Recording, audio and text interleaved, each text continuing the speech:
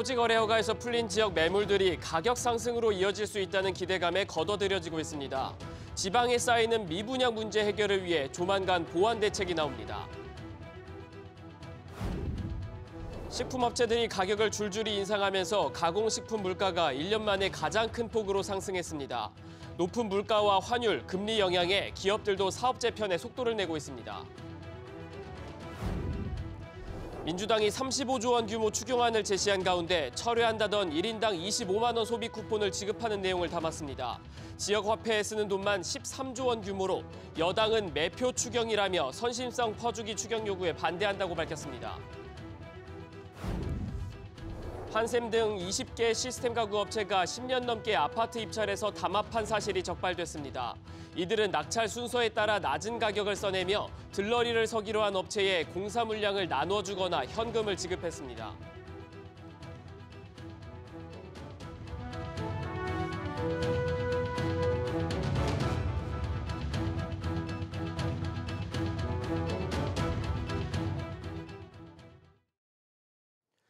여러분 안녕하십니까? 뉴스 시작합니다. 서울 주요 지역 토지거래 허가구역이 풀린 첫날입니다. 5년 만에 풀린 잠실동 일대는 봄바람이 들고 있지만 반대로 목동 분위기는 그야말로 암울한 상황입니다. 이번 주 아파트 가격은 토지거래 허가구역 해제가 유력했던 강남권 선호단지를 중심으로 상승했습니다. 첫 소식 최지수 기자의 보도입니다. 잠실 대장주로 꼽히는 이른바 엘리트 단지 일대입니다. 세 곳 세대수만 15,000여 세대에 달하는데 어제 서울시가 5년 만에 토지거래 허가구역을 해제하며 기대감이 현실이 됐습니다. 가벼운 문의 정도 요 전화량은 많이 좀 늘어난 상태예요. 매도를 의뢰하셨던 분들 같은 경우에는 한 30% 정도는 보류를 하신 분들이 계시고 좀 호가를 조금 상향 조정을 해서 다시 재의뢰를 하시는 상황이라고 보시면 될 것 같아요. 수혜 지역 중 랜드마크 단지를 중심으로 추가 가격 상승 기대감도 붙고 있습니다. 해제가 되면서 자금만 가지고도 지방에서라도 이렇게 투자를 하실 수 있는 경우로 변했다. 준신축 아파트들을 중심으로 해서 상승 거래들이 일어날 것으로 판단을 하고 있고요. 반대로 집값 급등 우려로 해제에서 제외된 목동, 압구정 재건축 단지는 즉각 반발했습니다. 재건축하는 게 제도 아니고 목동은 지금 10,000% 주고 형평업 측에도 안 맞고 또한 주민들도 지금 너무 실망을 해서 재건축 개발이 빨리 되도록 좀 풀어줬으면 좋겠습니다. 한편 서울시는 강남 일대의 집값 급등 우려에 대해선 집값이 과도하게 올라갈 경우 재지정도 적극 검토하겠다는 입장입니다. SBS 비즈 최지수입니다. 이런 가운데 이번 주 서울 아파트 가격은 2주 연속 상승 국면을 유지했습니다. 다만 지역별로 상승과 하락이 혼재되면서 지역에 따른 부동산 양극화가 심화하는 모습입니다. 취재기자 연결해서 들어봅니다. 박연신 기자. 네, 박연신입니다. 네, 이번 주 서울 아파트 가격 흐름 어떻습니까? 네, 부동산원이 발표한 이달 둘째 주 아파트 가격 동향에 따르면 서울 아파트 값은 지난주보다 0.02% 오른 것으로 나타났습니다. 지난주에 이어 2주 연속 오름세를 유지했는데요. 재건축 추진단지 등 일부 선호단지를 중심으로 매도자 우위 현상이 나타난 데 따른 것으로 풀이됩니다. 구별로 살펴보면 송파가 0.14%로 가장 많은 오름폭을 보였고 이어 서초, 강남, 강동, 용산 순이었습니다. 다만 떨어진 곳도 있었는데요. 도봉이 0.06% 하락하며 가장 큰 하락폭을 보였고 이어 강북과 금천 순이었습니다. 수도권에서도 서울을 제외한 인천과 경기 모두 아파트값이 하락한 모습을 보였습니다. 이와 반대로 전국 아파트 가격은 떨어졌죠. 네, 이번 주 전국 아파트 값은 0.04% 하락하면서 12주 연속 하락 국면을 유지했습니다. 특히 대구가 0.12% 하락하면서 가장 큰 하락폭을 기록했습니다. 한편 서울 아파트 전셋값은 이번 주 0.02% 올라 상승폭을 확대했는데요. 특히 송파구가 0.13% 오르면서 신천과 잠실동 합군지 위주의 높은 상승률을 보였습니다. 전셋값이 오를 경우 매매 가격 상승까지 견인할 것이라는 전망이 나옵니다. SBS 비즈 박연신입니다. 지방 아파트 가격은 계속해서 떨어지는 가운데 쌓여만 가는 악성 미분양 부동산이 건설 경기 침체와 내수 부진을 심화시키고 있습니다. 지난달 2만 가구를 넘어서면서 10년 5개월 만에 최고치를 기록했는데요. 이에 정부가 다음 주 추가 금융 세제 지원책을 발표합니다. 정동진 기자, 이 미분양 문제를 해결해야 하는데 정부 부처 내부적으로 여러 논의들이 오가고 있죠. 언제쯤 나옵니까? 네, 오는 19일 기획재정부와 국토교통부, 금융위원회 등 관계부처 합동으로 지방 미분양 해소를 포함한 건설시장 안정대책을 내놓을 예정입니다. 지방 경기 침체가 장기화하면서 경기 성장에도 부담이 되고 있기 때문입니다. 지난해 12월 기준 전국의 미분양 아파트는 7만 173가구로 12년 만에 최다였는데요. 악성 미분양으로 분류되는 준공후 미분양도 총 2만 1,480가구로 11년 만에 가장 많습니다. 박상우 국토부 장관은 오는 19일 4대 주택건설단체장 그리고 지방건설업체 관계자들과 간담회를 가질 예정인데요. 박 장관은 간담회에서 정부의 건설시장 정상화 방안을 설명하고 건설업계의 협조를 당부할 것으로 보입니다. 이 지방 미분양이 큰 문제인데 여기에 대해서 대출을 조금 규제 완화해야 된다는 얘기가 계속 나왔습니다. 이에 대한 전망은 어떻습니까? 아직은 도입 여부가 불투명합니다. 비수도권 아파트는 평균 가격이 3억 원 수준이라 총부채 원리금 상환 비율의 부담도 크지 않을 뿐더러 DSR 적용을 받지 않는 저금리의 정책 대출도 이용할 수 있기 때문입니다. 대신 오는 7월 도입 예정인 스트레스 DSR 3단계의 적용을 지방에만 유예하는 등 조건을 차등화할 수 있다는 예측이 나오는데요. 스트레스 금리가 낮을수록 대출 한도는 더 높아지는 효과가 있습니다. 정부는 지방 미분양 매입자에게 추가 세제 혜택을 줄 건지도 고심 중인데요. 건설업계는 지방 미분양 전체에 대해 취득세 중과를 배제하거나 50%를 감면하고 양도세 감면 등의 적극적인 대책을 요구하고 있습니다. SBS 비즈 정동진입니다. 오늘이 가장 싸다, 이 명품 얘기가 아닙니다. 자고 나면 오르는 물가, 특히 가공식품 물가는 1년 만에 가장 큰 폭으로 뛰었습니다. 원가 부담 때문에 어쩔 수 없는 상황이라지만 소비자들은 장바구니 채우기가 겁이 납니다. 최은하 기자의 보도입니다. 지인들에게 간단한 초콜릿 선물을 하는 것도 이제는 부담입니다. 초콜릿 사러 이마트에 왔는데 너무 가격이 오른 것 같아서 망설이다가 구매를 하지 못했습니다. 홈런볼을 되게 좋아하는데 홈런볼 번들로 4개짜리 구매하면 한 3,000원대 구매했었거든요. 근데 지금 한 5,000원, 6,000원대. 그전에는 그냥 막 집었거든요. 지금은 너무 2배다. 너무 비싸다. 장을 봐가면 그전에는 일주일에 한 7, 8만 원이면 되는데 지금은 15만 원. 초콜릿 대목인 밸런타인데이를 전후로 업계는 관련 제품 가격을 올리거나 양을 줄였고 마요네즈와 후추 같은 조미료부터 커피와 빵값도 줄줄이 오르고 있습니다. 통계청에 따르면 지난달 가공식품 물가는 1년 전보다 2.7% 올라 전체 소비자 물가 상승률을 웃돌았습니다. 단골 반찬인 오징어채와 김, 김치가 20% 전후 뛰었고 초콜릿과 식용유도 10% 안팎 올랐습니다. 정부의 어떤 물가 상승에 대한 압력 같은 것들이 가버넌스라든지 이런 게 조금은 위축될 수밖에 없는 상황들이라 기업 입장에서는 가격이 오르기가 좋은 시기긴 하죠. 정부는 업계를 불러 모아 물가 안정을 요청했지만 역부족인 가운데 가격이 급등한 수입품에 대한 할당 관세 카드를 검토하고 있습니다. SBS 비즈 최윤아입니다. 높은 물가와 환율, 금리 영향은 기업들도 피해갈 수 없습니다. 원자재 수입 가격 인상에 이자 부담도 큰 상황인데요. 저마다 비상대책 마련에 나섰습니다. 취재기자 연결합니다. 정광윤 기자. 네, 정광윤입니다. 네, 허리띠를 졸라매는 기업들 한둘이 아닐 텐데 어디가 있습니까? 안 그래도 글로벌 시장에서 부진을 겪고 있던 석유화학과 철강 쪽이 특히 비상입니다. 둘 다 원자재를 수입해서 가공한 뒤 내다 팔기 때문에 환율이 널뛰기를 하면 리스크가 커지고 외화 차입 등에 대한 상환 부담도 있습니다. 롯데케미칼은 지난해 영업 손실이 9천억 원에 육박해 3년 연속 적자를 냈는데요. 적자폭이 1년 전보다 더 커지면서 올해 자산 매각 등 사업 재편에 더 속도를 내기로 했습니다. 포스코홀딩스도 지난해 영업이익이 2조 1,700억 원대로 1년 전보다 38% 줄었습니다. 비용 절감을 위해 저수익 사업과 비핵심 자산을 정리하고 있는데 경북 포항에 짓기로 했던 니켈 공장 건설 계획도 최근 철회했습니다. 미국 관세 우려가 현실이 되면 상황이 더 악화될 수 있는 거죠? 네, 그렇습니다. 트럼프 미국 대통령이 공약한 10% 보편 관세가 시행되면 미국 소비자 물가도 올라갈 가능성이 높은데 물가를 잡기 위한 고금리, 이에 따른 달러 강세가 이어질 수 있습니다. 그나마 대기업들은 관련 대응책 마련에 나섰지만 수출 중소기업들은 직격탄을 맞을 수밖에 없는데요. 산업연구원은 우리나라에 보편 관세가 적용될 경우 중소기업 수출이 지금보다 최대 11.3%, 1조 2천억 원가량 감소할 것으로 내다봤습니다. SBS 비즈 정광윤입니다. 내일부터 연매출 30억 원 이하 영세 중소가맹점의 카드 수수료율이 내려갑니다. 카드사 입장에서는 이미 소비가 위축되는 상황에서 이익이 더 줄어드는 건데요. 어떻게 대응하고 있는지 짚어보겠습니다. 이한나 기자, 먼저 수수료 인하 내용부터 자세히 전해주시죠. 네, 금융위원회는 카드 수수료 개편 방안에 따라 내일부터 504만 곳에 인하된 수수료율을 적용한다고 밝혔습니다. 적용받는 신용카드 가맹점은 총 305만 9천 곳인데요.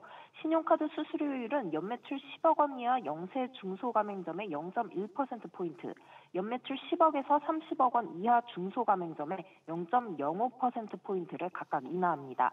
체크카드 수수료율은 모든 연매출 30억 원 이하 영세 중소가맹점에 대해 0.1%포인트씩 내립니다. 또 결제 대행업체를 통해 카드 결제를 수납하는 결제 대행업체 하위 가맹점 181만 5천 곳과 교통정산 사업자를 통해 카드 결제를 수납하는 개인, 법인 택시 사업자 16만 6천 곳도 인하된 수수료율을 적용받습니다.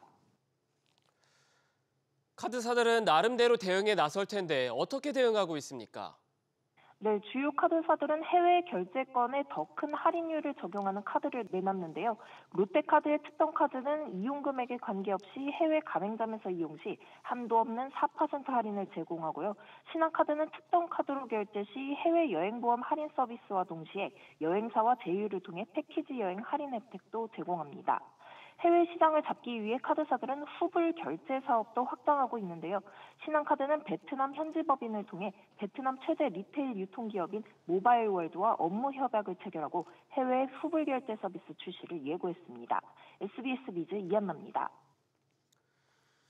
더불어민주당이 35조 원 규모 슈퍼 추가 경정 예산안을 발표했습니다.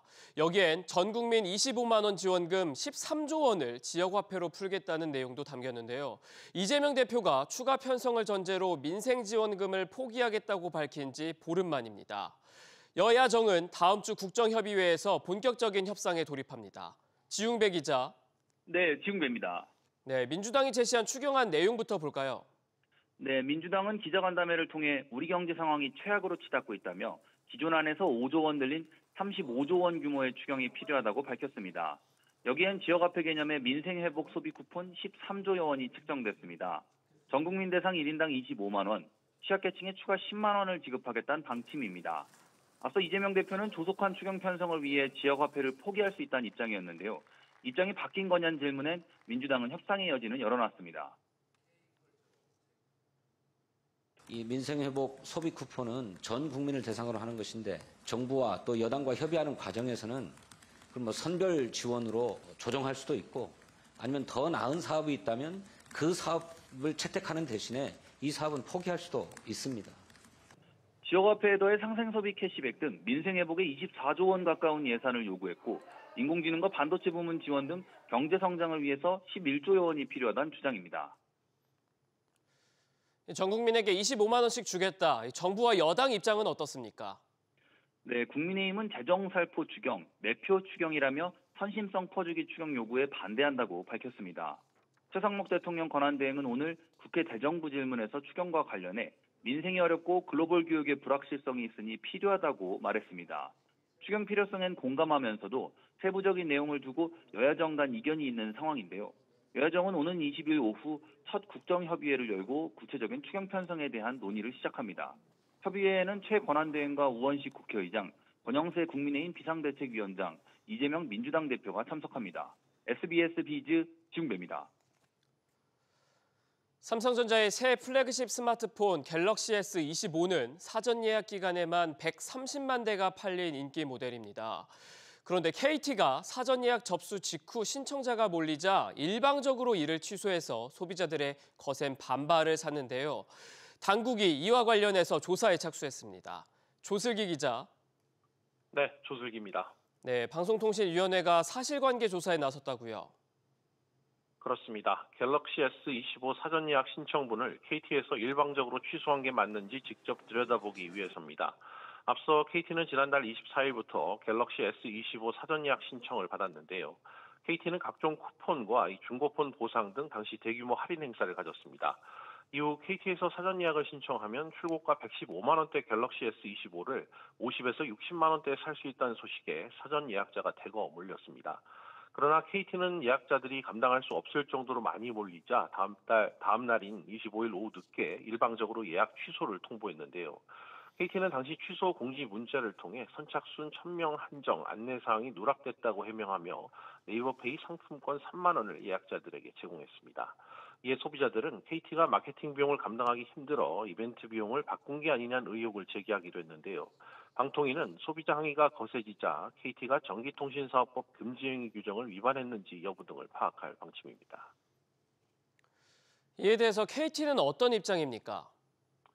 네, KT 측은 이번 방통위 조사에 성실히 임하겠다는 입장을 밝혔습니다. 그러면서 갤럭시 S25 사전 예약 일방 취소 논란에 대해서는 말을 아꼈는데요. 만약 방통위 조사 결과 금지행위 위반 사항 등이 발견될 경우 KT는 시정명령은 물론 과징금 부과 처분을 받을 수 있습니다. SBS 비즈 조슬기입니다. 장바구니 물가 못지않게 최근 몇 년 동안 천정부지에 올라서 수요자들을 한숨 짓게 했던 가격이 있습니다. 바로 아파트 분양가인데요. 아파트 분양가에 포함되는 드레스룸 등의 시스템 가구 입찰에서 국내 가구사 20곳의 담합이 적발됐습니다. 공정거래위원회는 이번 담합이 실질적으로 분양가 상승에 영향을 미쳤다고 봤는데 자세히 들어보겠습니다. 신채연 기자, 자세한 적발 내용 전해주시죠. 네, 공정거래위원회에 따르면 한샘과 동성사, 넥시스, 가림 등 20개 가구업체는 지난 2012년부터 2022년까지 10년에 걸쳐 모두 190차례 담합을 벌였습니다. 단군 이래 최대 재건축 사업으로 불리는 서울 둔촌주공 재건축 단지를 포함해 현대건설과 GS건설 등 16개 건설사, 아파트 드레스룸 등에 설치하는 시스템 가구 입찰에서 담합이 이루어졌습니다. 담합을 통해 이들 업체가 올린 관련 매출은 3,300억 원이 넘는데요. 담합 수법도 가지각색이었습니다. 들어보시죠. 낙찰받을 춘번을 사다리 타기, 제비 뽑기 등의 방법을 동원해 정하였고 낙찰 예정사가 들러리 참여사에게 낙찰받은 공사 물량의 일부를 나누거나 현금을 지급해 이익을 공유하기로 약속하고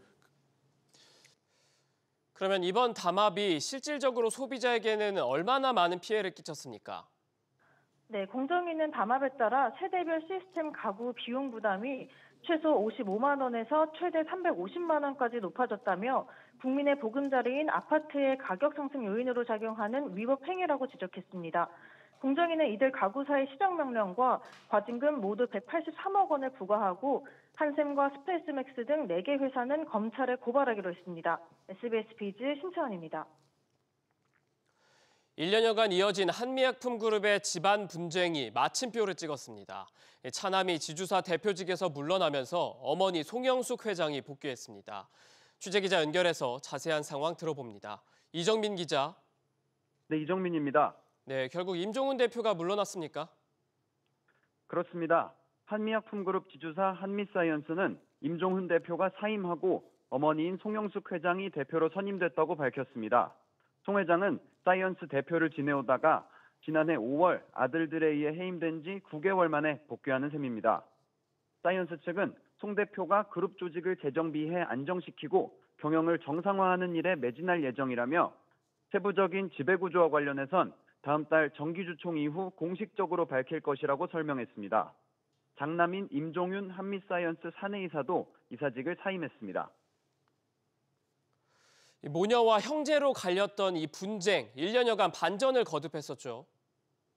네, 지난해 초 송 회장과 장녀 임주현 부회장 모녀가 OCI그룹과 통합을 추진하면서 창업주일과 갈등이 본격화됐습니다.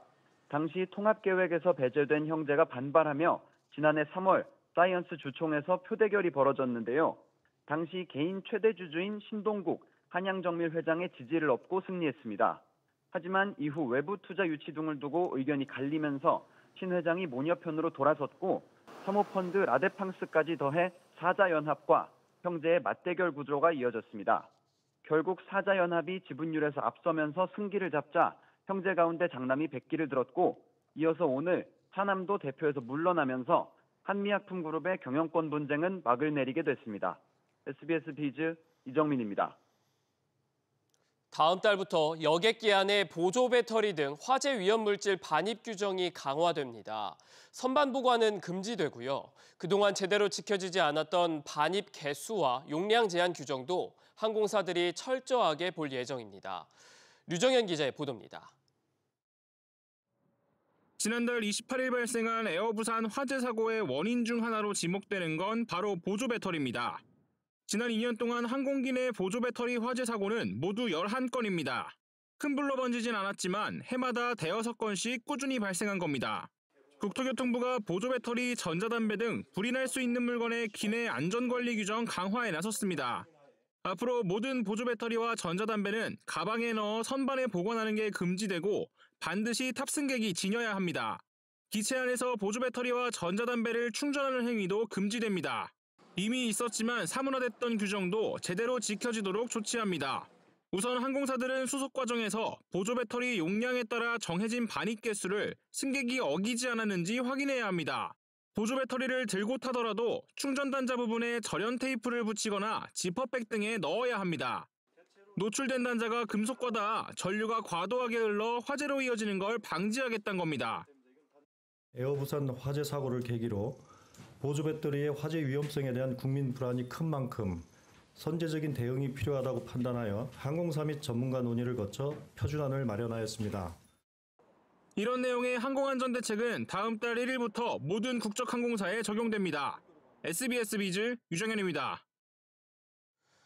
삼성은 직원들의 인사고과를 3년 전 상대평가에서 절대평가 방식으로 전환했습니다. 그런데 여전히 내부에서는 하위고과 할당량이 정해져 있는 것으로 확인됐습니다. 김한나 기자가 보도합니다. 삼성 디스플레이 직원 A씨는 지난해 7월까지 근무한 뒤 육아휴직에 들어갔습니다. 휴직 중인 A씨에게 부여된 고가평가는 5개 중 4번째로 낮은 등급이었습니다. 저희 부서로 한 명이 떨어져서 제가 됐다. 하위를 안 주면 상위 고가를 받을 수 있는 비율이 적어져요. 그러나 뒤늦게 알고 보니 사업분의 하위 고가 할당량이 존재했던 것으로 파악됐습니다.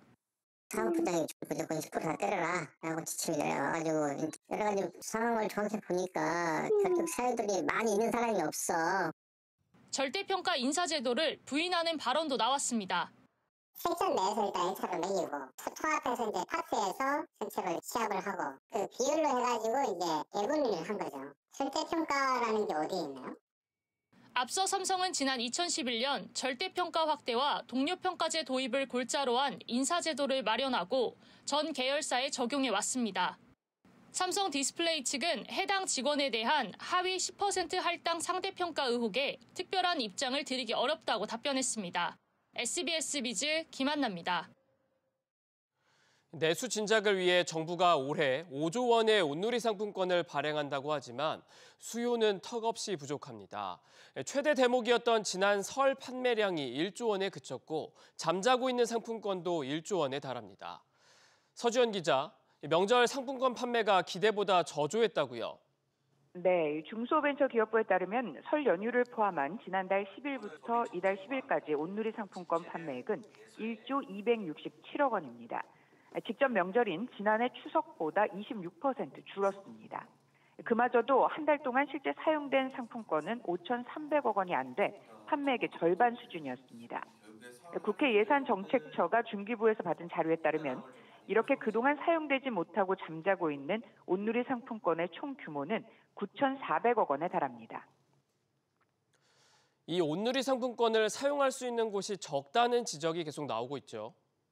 네, 그렇습니다. 이재관 더불어민주당 의원실에 따르면 온누리 상품권 신규 가맹점은 지난해 8월 9,100여 개에 그쳤습니다. 동네 식당이나 카페 등에서도 쓸 수 없는 곳이 많은데 전통시장 및 상점가 육성을 위한 특별법에 따라 전통시장이나 상점가, 상권 활성화 구역 안에 있는 가맹점만 사용 범위에 들기 때문입니다. 지방자치단체장 등이 지정하면 사용이 가능하지만 이것도 한계가 있는 상황인 겁니다.